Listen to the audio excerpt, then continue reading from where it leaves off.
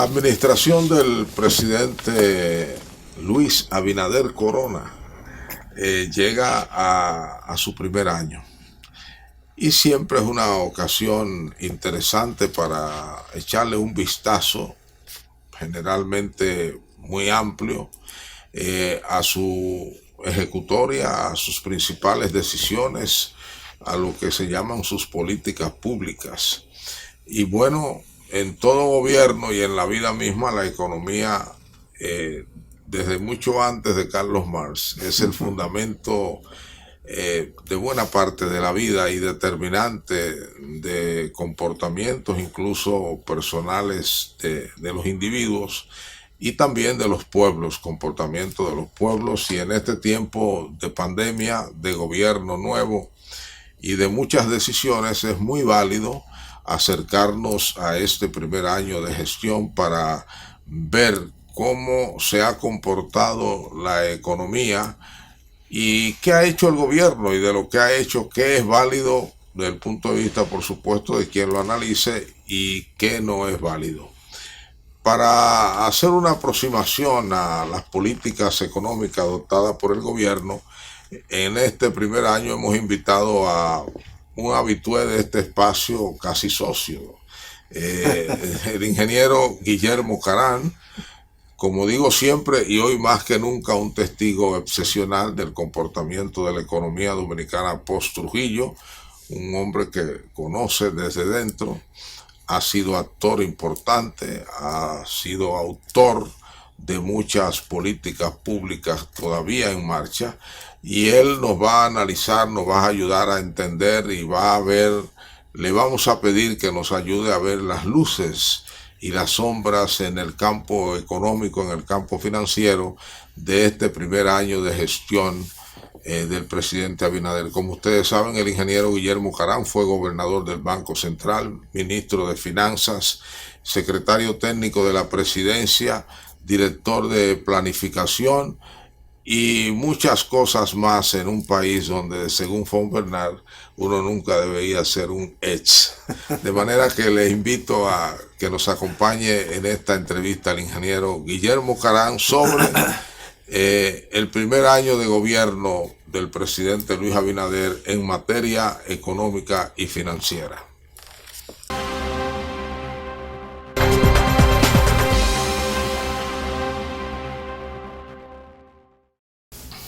Ingeniero, espero que se sienta bien. Bueno, tenemos un punto a nuestro favor. Aparentemente la variante Delta no quiere ingresar a territorio dominicano, y ya eso es bueno. Los hospitales están respirando, los médicos están respirando, las enfermeras, y el gobierno se siente muy distendido, de manera que eso es un motivo para nosotros también disfrutarlo y alegrarnos. Usted ha sido un observador muy cercano, de manera particular, de este primer año de gestión del gobierno en materia económica, y parece que le es fácil darle seguimiento porque usted maneja una serie de metodologías de análisis que le vienen de su propio peculio, como se dice, y también de su aprendizaje por su relación muy cercana con organismos internacionales en el área económica.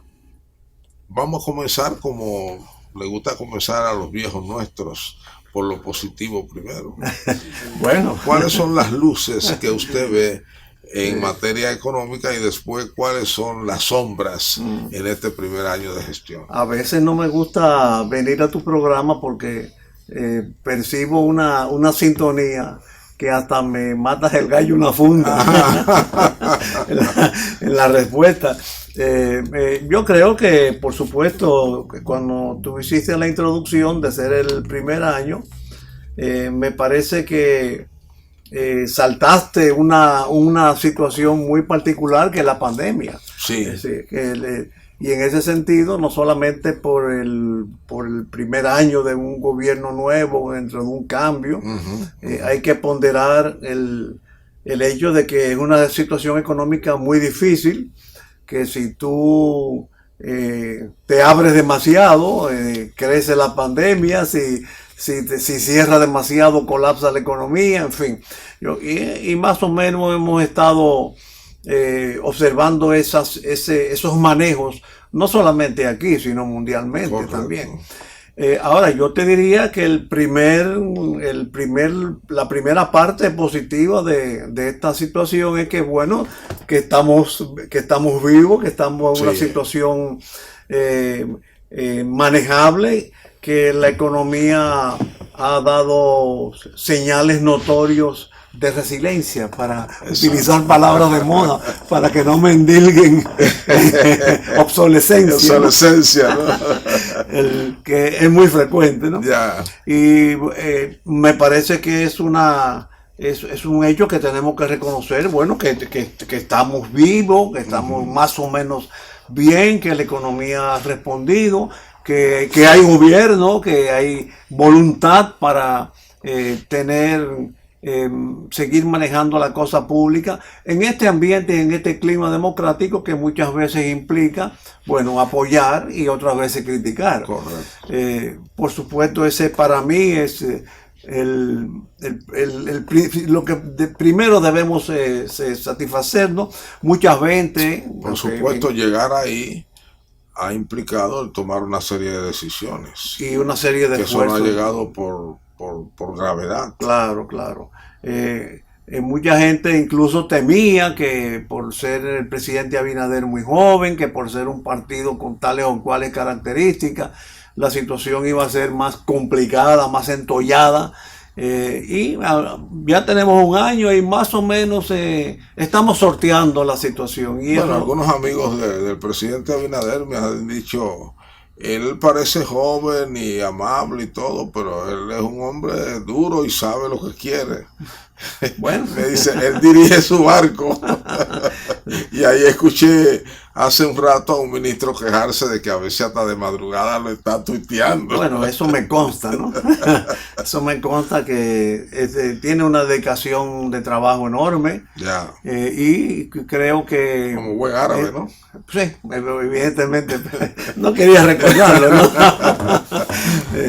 Pero yo creo que eso debemos satisfacernos y regocijarnos de que, bueno, hemos sorteado la situación y hay signos, sobre todo esa capacidad de respuesta de la economía dominicana, a veces a pesar de las políticas públicas. O a pesar de los economistas. Y también. Porque siempre he tenido la impresión de que los economistas son más pesimistas respecto a la economía dominicana y pintan un panorama que por suerte la economía desmiente, porque varias veces en varios periodos se ha pintado un clima catastrófico. Sí. Y la economía parece que tiene una base. Ustedes los reformistas dirían que ustedes sentaron una buena base, ¿no? Bueno, no te lo quiero decir para no entrar en este tema, pero ya que tú lo dices, lo endoso. Pero indudablemente hay que entender que las críticas son necesarias en un régimen democrático, y sirven de advertencia a los hacedores y a los formuladores de políticas públicas. Y en ese sentido creo que aún dentro del pesimismo, claro, hay muchos economistas que tienen la tendencia al pronóstico agorero, ¿no? al casandresco. Creo que exageran mucho cuando entienden que hay situaciones que van a ser estáticas, porque esto es una característica de estos tiempos. Por ejemplo, ahora mismo está sucediendo en Estados Unidos algo. Una de las cosas que más ha aliviado la economía dominicana es las remesas. Exacto. Las remesas se han aumentado porque el gobierno norteamericano adoptó programas sociales importantes. Pero resulta que ahora hay una polémica en Estados Unidos de si van a ampliar el techo de la deuda, y si no lo amplían va a tener que reducir gasto y puede que reduzca la remesa. Entonces hay factores imponderables, y yo entiendo que muchas veces los economistas no solo, mucha gente, los científicos, tecnócratas, tendemos, no sé, a perpetuar situaciones. Mira, yo recuerdo un programa de radio, de panel a mitad del periodo, del segundo periodo del gobierno de Medina, donde una prestigiosa politóloga dijo que era imposible, que el PLD no podía perder del gobierno, porque comenzó a hacer unos análisis. Yo le dije, mira, todo eso está bien si persisten estas situaciones, pero pueden cambiar. Sí. Una situación puede cambiar por razones endógenas, por razones exógenas, y te cambia la situación. Mira dónde está Danilo Medina ahora y mira dónde está el Luis Abinader ahora. De manera que yo creo que habemos papa, ¿no?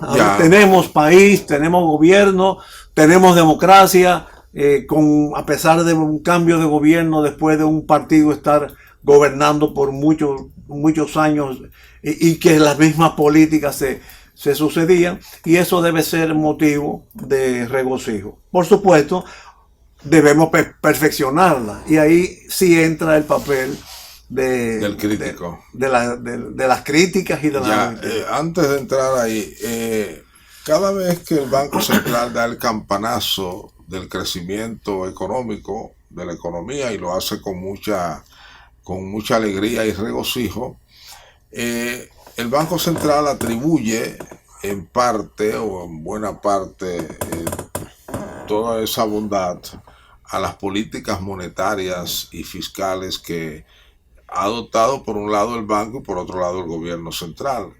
¿Qué papel le da usted a esas medidas básicamente crediticias y fiscales? Ha sido la de recaudar más. Recaudar más, pero también más gasto social, entre comillas. Sí. Yo creo que sí, para enfrentar coyunturas, para animar una economía golpeada por una crisis, las políticas monetarias han sido determinantes.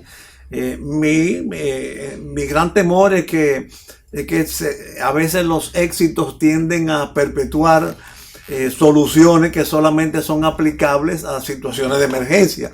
Entonces, cuando las emergencias vayan disminuyendo, de repente seguimos perpetuando las situaciones o las medidas y las políticas, particularmente de expansión del crédito y de expansión del gasto público. ¿Usted piensa que ha habido un exceso en la expansión del crédito? No, hasta ahora no lo califico de exceso. A mí me parece que faltan algunos detalles a armar. Por ejemplo,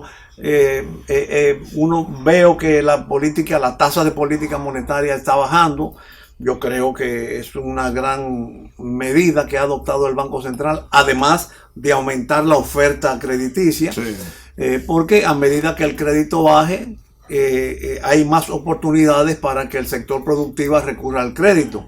Pero al mismo tiempo veo que el gobierno sigue comprando títulos de deuda a una tasa que, si tú la comparas con la tasa de política monetaria, que hoy está en un 3,5%, pero el gobierno sigue comprando títulos al 10%, yo me pregunto, pero es un negociazo muy grande tomar préstamos de la oferta monetaria para comprar títulos del gobierno. Bueno, se dice que la banca lo ha hecho por mucho rato, ¿no?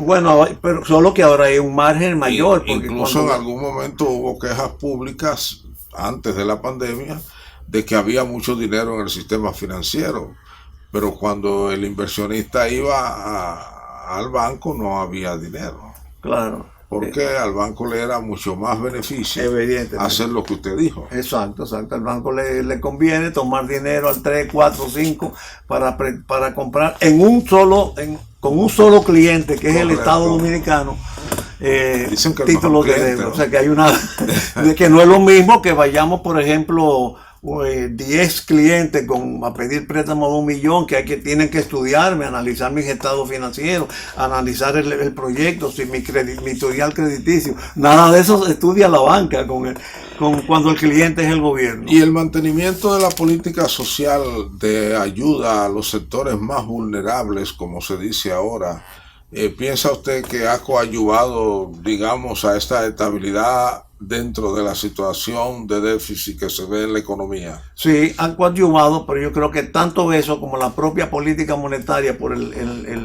el ingrediente que te armé, o sea, que te señale, debemos ser cuidadosos de no perpetuarlo, de no seguir Claro. en eso. Y pienso que particularmente se impone una mayor supervisión al sistema financiero, y también se impone una revisión profunda del sistema de ayudas sociales. Hay quienes dicen que el sector financiero dominicano no es supervisable.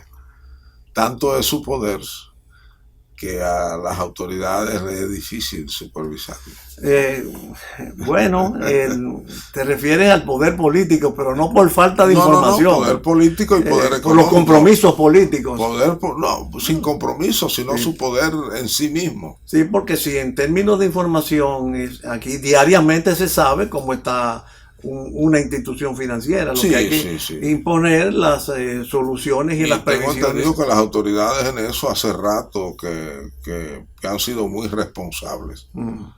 Porque no quieren que le dañen todo el sector más poderoso de la economía dominicana, dígase lo que se diga, aquí en todas partes, ¿no? Y las repercusiones, independientemente de lo poderoso o cuán poderoso sea, las repercusiones que tiene en los demás sectores de la economía. Porque detrás del sistema financiero está el ahorro, está el ahorro de las familias, está el financiamiento a sectores productivos que van a producir bienes y servicios para satisfacer necesidades, que van a generar empleos, en fin. Por supuesto que todo ello repercute en la economía, y por eso siempre he insistido que la situación actual implica una vigilancia diaria en el orden nacional y en el orden internacional. ¿Usted piensa, como creen algunos, o piensa diferente, que el gobierno ha sido particularmente cuidadoso, valga la redundancia, con el cuidado del sector, digamos, productivo de la nación, a los fines de que la pandemia le golpee lo menos posible y se debilite lo menos posible? No, yo creo que el gobierno pudo haber hecho más directamente con relación al sector productivo, a los sectores productivos, porque la pandemia golpeó muchos sectores productivos que muchos de ellos no necesitaban necesariamente, que el problema principal no era tener o no tener dinero, sino algunos problemas de logística, de procesos productivos, de técnicas de transportación, de envase, qué sé yo. Por ejemplo, esas medidas iniciales que adoptó el gobierno del PLD de prohibir la producción así tan categórico, me pareció exagerado, cuando algunas actividades económicas no podían prohibirse. Sí. Como decía en una ocasión, bueno, las vacas siguen dando leche, los árboles siguen dando frutos. Entonces creo que, y sobre todo en el orden fiscal, yo creo que el gobierno pudo haber hecho más en términos de apoyo al sector productivo por dos vías. Primero, por invertir más en apoyo a los sectores productivos y simplificar el sistema tributario. Ya. Bueno, vamos a un segmento comercial para venir a escuchar las sombras de la gestión económica del presidente Luis Abinader según el enfoque del ingeniero Guillermo Carán.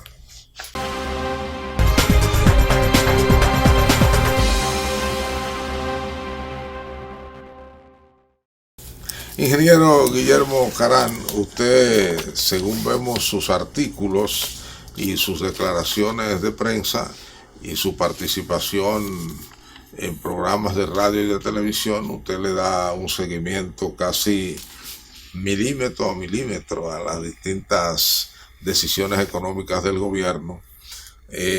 Un poco usted, de manera genérica, me señaló las luces. Sin entrar mucho en los detalles, ¿cuáles son para usted las sombras? Bueno, yo creo que de cierta forma... ¿Usted siente que le es más fácil hablar de las sombras que de las luces? No, como quiera. Ya. No, al contrario. Yo creo que primero hay una actitud del gobierno que a mí me parece que constituye una gran sombra, y no económica, ¿no? O sea, me parece que el gobierno se está oyendo mucho a sí mismo, regodeándose en sus propias opiniones, a veces autoescuchándose, a veces convirtiéndose en una actitud de elogio mutuo, y me parece que eso es uno de los grandes desafíos que debe se ser. autoelogia. Exacto. Que debe ser modificado. Esa es una actitud que debe ser modificada a partir de ahora, porque al fin y al cabo la celebración de un año siempre brinda una oportunidad de replanteo, de revisión. Fíjate que en Año Nuevo todo el mundo hace propósitos. Sí, cómo no. Cuando tú cumples años... Bueno, inteligentemente debe ser eso. Sí, claro. Cuando tú cumples años, bueno, ya llegamos a los 80, ¿qué debo hacer de ahora en adelante? El gobierno debería reafirmar lo positivo y superar lo negativo. Claro, y la filosofía de las rendiciones de cuentas, eso es un replanteo para inducir un replanteo para conversar con ¿Usted quiere que el presidente Abinader haga un poco de práctica marxista y se autocritique?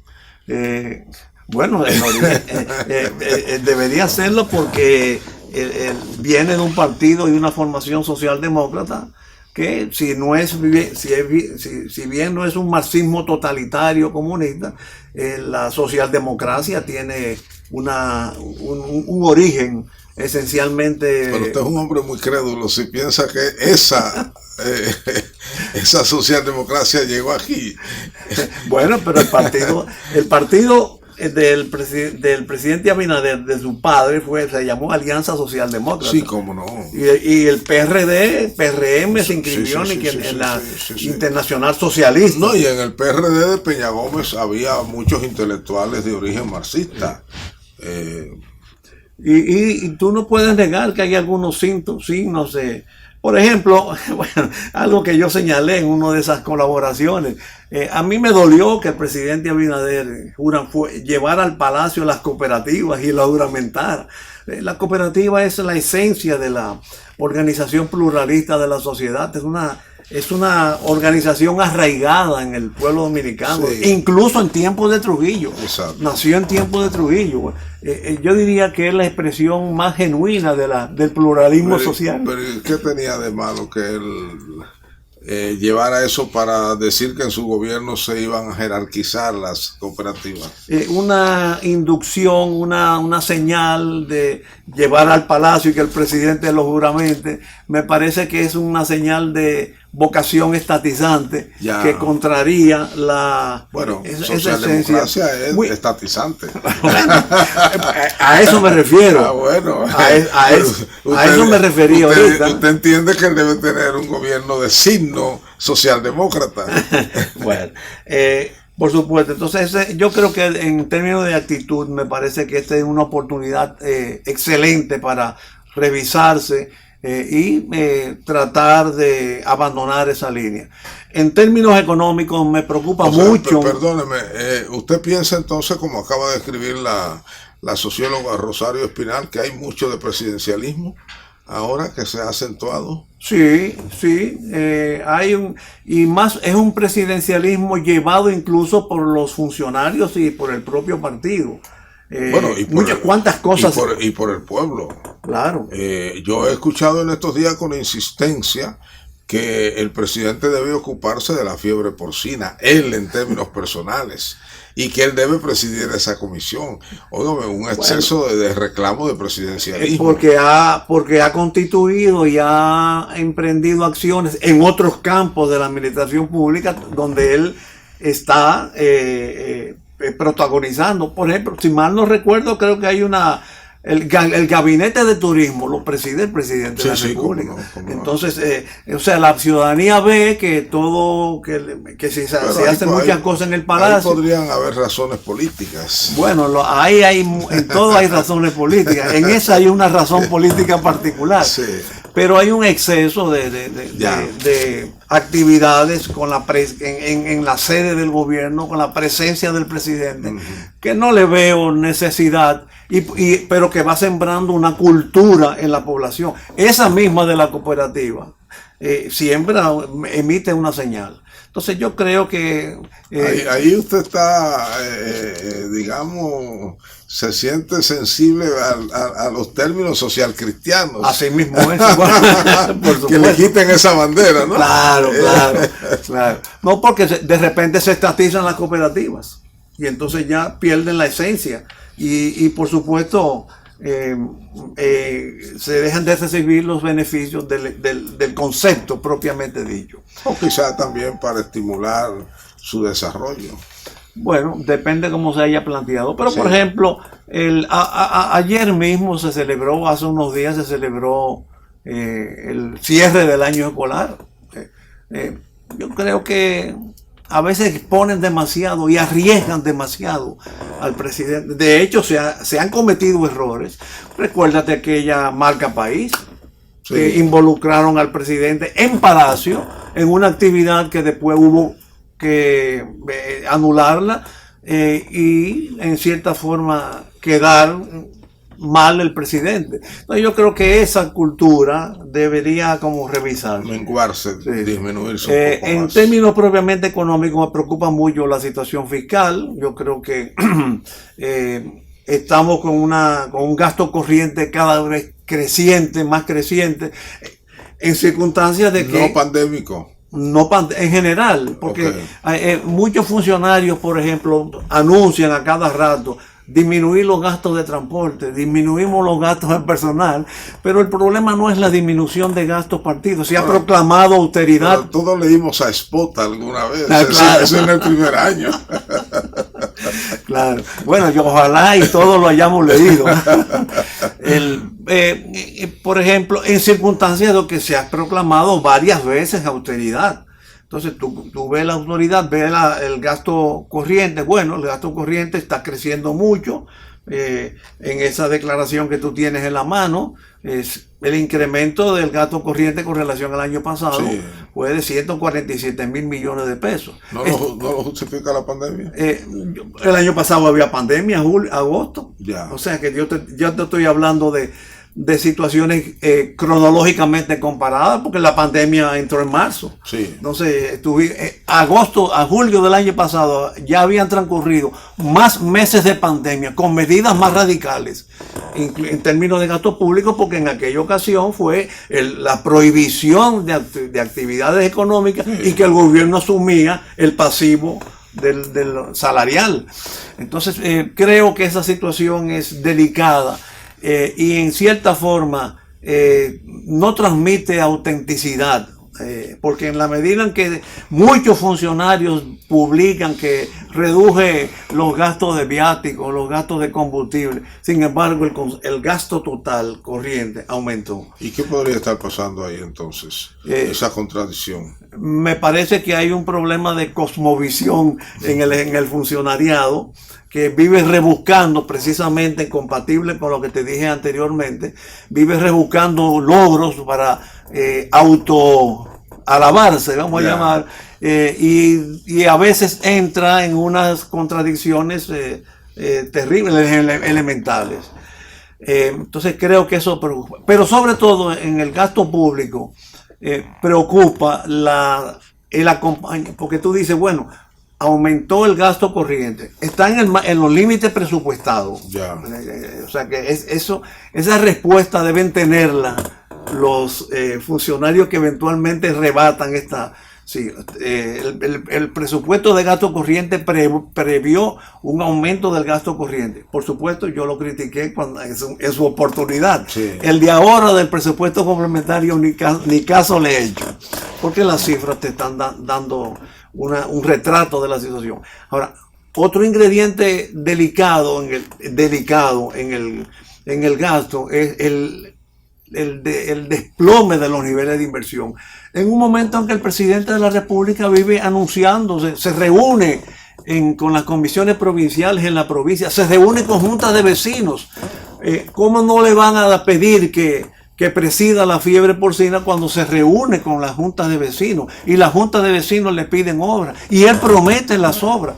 Sin embargo, el gasto público, la inversión pública está decayendo, está cayendo un 43% al ritmo que va de lo presupuestado, menos de la mitad de lo que se está presupuestada. Entonces, eso puede poner en un compromiso al presidente de la República, que mientras él anuncia inversiones públicas, el gasto de capital disminuye. Un tercer ingrediente que no lo entiendo, porque evidentemente la expansión del gasto corriente se ha debido, ha sido a costa de la disminución de los gastos de capital y de las amortizaciones de la deuda. Ya.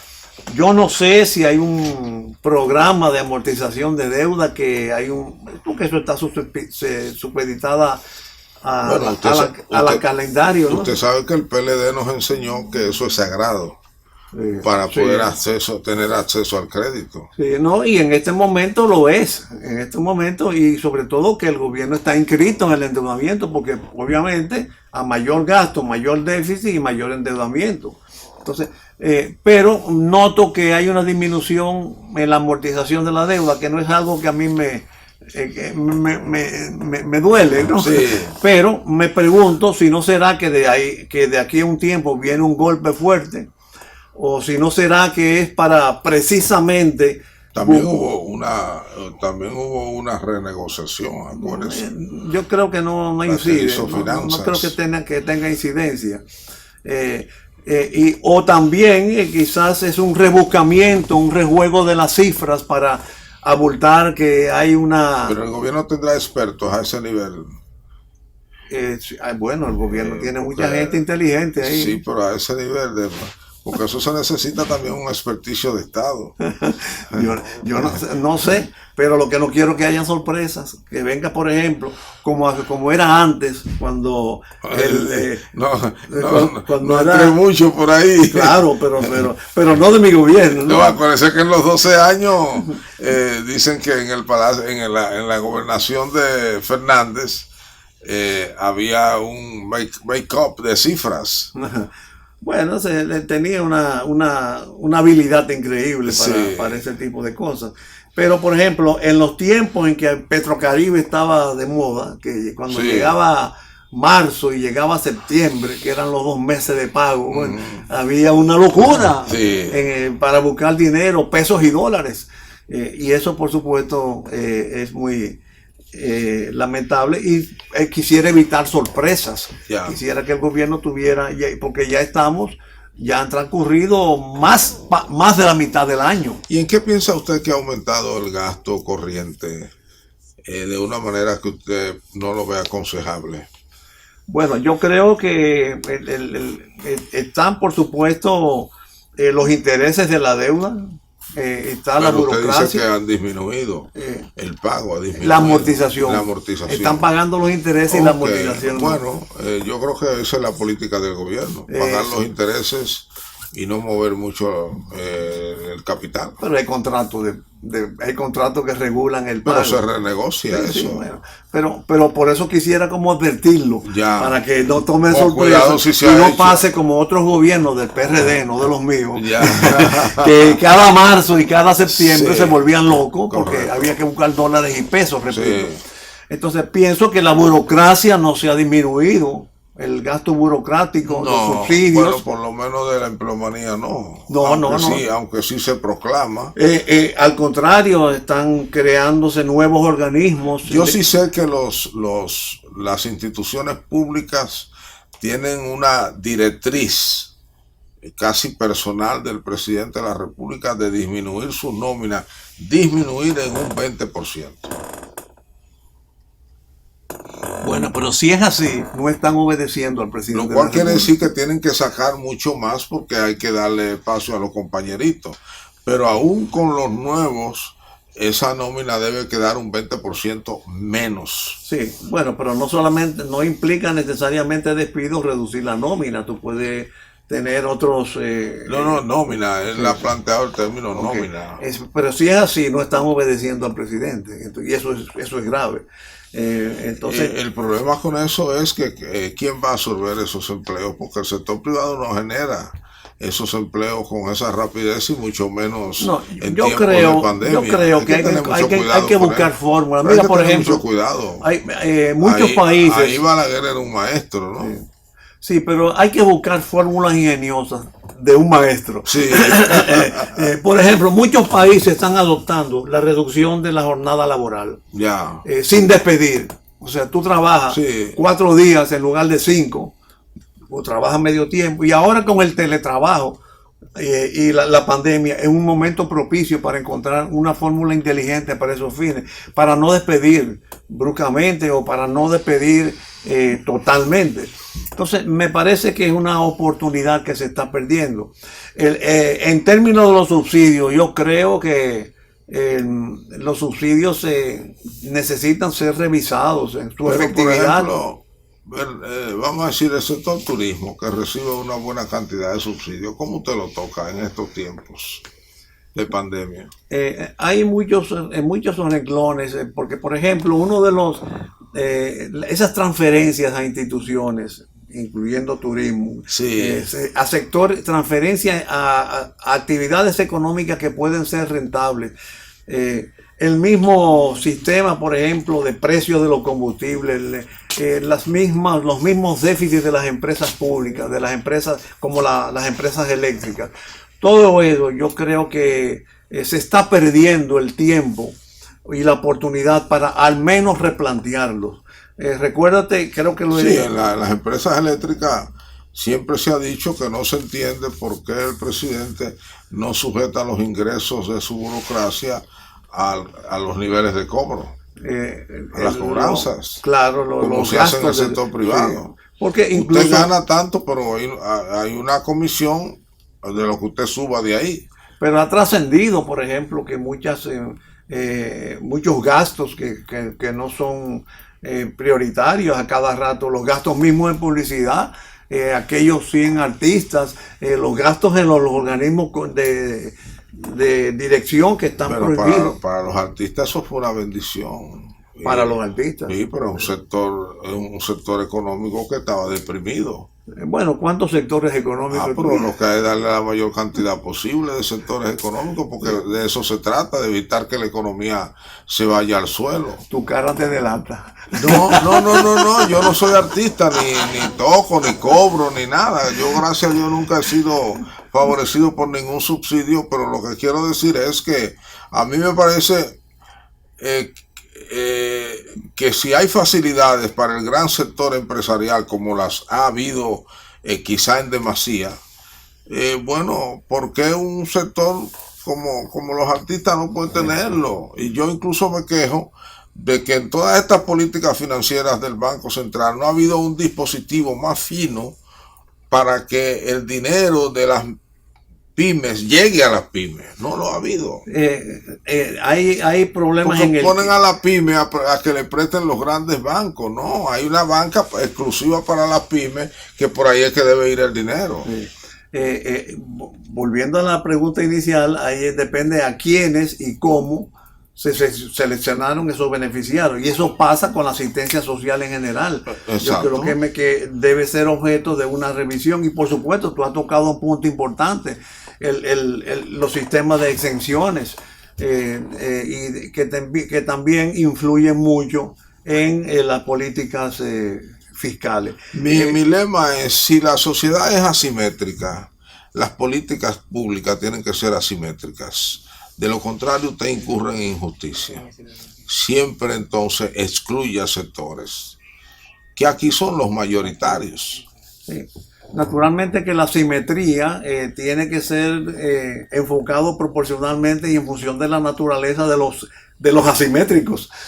Porque si tú tienes, por ejemplo, una empresa que está favorecida con un sistema de exención no legal, por ejemplo, en el sistema de transporte, donde hay muchos incentivos, muchas exenciones por vía administrativa, tú estás favoreciendo a un núcleo sin que ese núcleo esté debidamente compensado con la prestación de un servicio más barato a la población.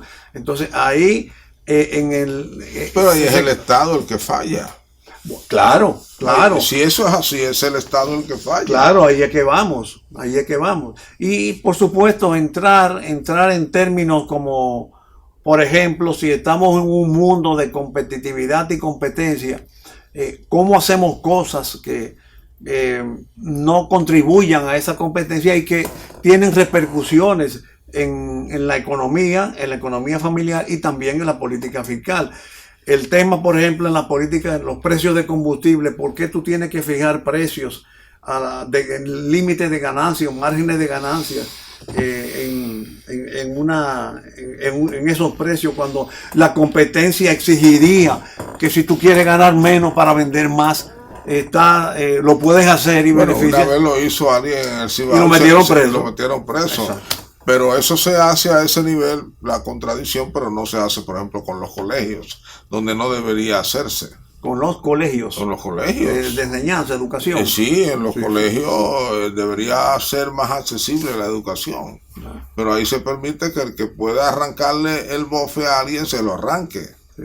Bueno, estamos de acuerdo que es una responsabilidad. Lo mismo en el sector salud. Y un fallo también de la supervisión estatal. Porque, bueno, los médicos deben de ganar y ganar bien. Pero no hay razón para que un médico liquide 2 millones de pesos mensuales todos los meses del año. Es parte del sistema. Sí, es parte del sistema, sí. Pero esa parte es negativa, porque sí. Usted sabe que alguien está sufriendo de manera negativa el hecho de que ese especialista liquide 2 millones al año. Lo que hay que buscar es si ese sacrificio que el Estado hace por ejemplo, citando el transporte, está debidamente contraprestado por una mejor calidad. Pero le toca al Estado crear el dispositivo. Claro. Por ejemplo, Estados Unidos en la pandemia quiso ayudar a la gente trabajadora. Le manda el cheque a su casa. A la gente trabajadora. A la gente trabajadora, le mandó el cheque a su casa. No a la gente que no trabaja. No, a los trabajadores, pero bueno, en una sociedad también hay que pensar en los que están ahí que no trabajan, porque esas son cargas sociales. Claro. Ahora usted no le puede ser injusto y usted no le puede dar a eso igual a como le da a los que trabajan. Claro. Y sobre todo hay quienes no trabajan porque no pueden o no tienen acceso, pero hay quienes no trabajan porque no quieren. Porque debe ser bueno vivir sin trabajar. No. No, pero debe ser bueno. Yo no me lo imagino. Con justa razón, mucha gente ha escogido ser vago en la vida. Vamos a una pausa para venir al tramo final y que el ingeniero un poco haciendo el papel de mago, y los economistas se dice de ellos que tienen un poco de magia en sus pronósticos, nos diga cuál es la tendencia, hacia dónde irá el país una vez superemos la pandemia.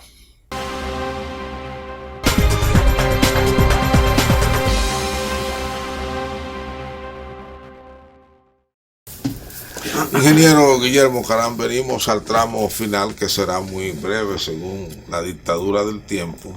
Usted ahora saque su bola de cristal.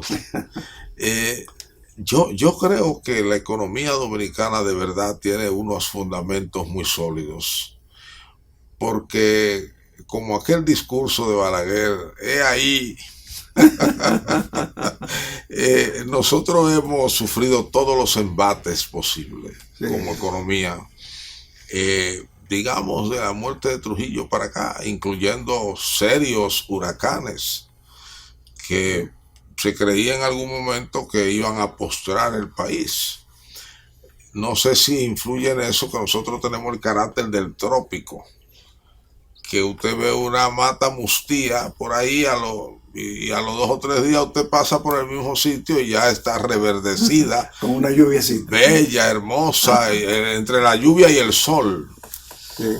Yo creo, comparto tu opinión. Creo que la economía dominicana tiene una capacidad de rectificación, de reacción, bueno, resiliencia. O dígalo modernamente. Resiliencia. Y lo he dicho varias veces, que a veces responde a pesar del gobierno. Ya. Aún teniendo un gobierno en contra. Bueno. Aún teniendo una país en contra. Y creo que sobre todas las cosas, lo lamentable sería, o es, que no se comprenda eso y que en lugar de apoyar esa energía cinética que está subyacente en la capacidad de emprendimiento de los dominicanos, y no estoy hablando del empresario, sino de la capacidad de los dominicanos de inventarse. Yo recuerdo en una ocasión una hija estaba gerenciando una empresa de zona franca, y cuando me tocó recibir para un poquito de relaciones públicas a los inversionistas, y uno de ellos me dijo, es que el dominicano se la busca, como se dice popularmente, tiene inventiva. Sí. Y eso pasa en la clase trabajadora y también en la clase empresarial. ¿Cómo no? Hay capacidad de respuesta, y lo lamentable es que a veces no se ayude, y que, por ejemplo, quizás volviendo a temas anteriores y saliendo y quitándome la bola de cristal para defenderme, a mí me faltó decirte que el sistema tributario es un sistema complicado, injusto, que empuja a la gente muchos años, ¿no? De muchos años, sí, que empuja a la gente en una formalidad que, aunque tenga muchos años, ya es muy grave en este momento. Así es. Entonces, ¿por qué no se busca un sistema tributario más fluido, que ayude a que magnifique, que potencialice esa capacidad? Ahí se está imponiendo el poder de la burocracia. La burocracia suele querer los procesos complejos para autojustificarse. Claro, y ojalá y nada más sea autojustificar. Bueno, vamos a decirlo así en el lenguaje más suave. Y buscársela en términos de dominicanos. dominicanos. Sí. Así es que yo creo que lo que sugeriría es que se establezca un mecanismo de inteligencia económica mundial. ¿Qué está pasando? Porque todavía hay incertidumbre, sanitarios y económicos, que se agregan a los... Uno advierte que tenemos un presidente como de buena voluntad y muy interesado en desbordar su juventud a favor de... ¿Usted no lo ve así? Sí, creo que sí, pero... Y un sector empresarial como que se ha mostrado comprensivo. Por supuesto, no ve ninguna amenaza a sus intereses. Evidentemente que no la ve, ni tiene por qué verla. Exacto. Pero yo estoy pensando no en el presidente Abinader en persona, sino en la capacidad de su gobierno de darle seguimiento, porque una de las cosas que veo en el contexto, como una de las sombras no dichas, es que muchas veces el gobierno, la maquinaria gubernamental, no está sintonizando con la velocidad del Vamos a presidente esperar de la al 16 República. de agosto, porque él en algún lugar ha dicho, sotto voce, que este es un primer gabinete experimental. Para ver quién funciona y quién no funciona. Vamos a ver si es verdad. No preveo cambios. Usted no prevé muchos cambios, ¿no? Usted piensa que todo el mundo sintoniza porque con el dinamismo de él. Hay una situación partidaria caracterizada por exigencia que es muy delicada para él, y que no creo que él vaya a introducir modificaciones. Pero Leonel enseñó...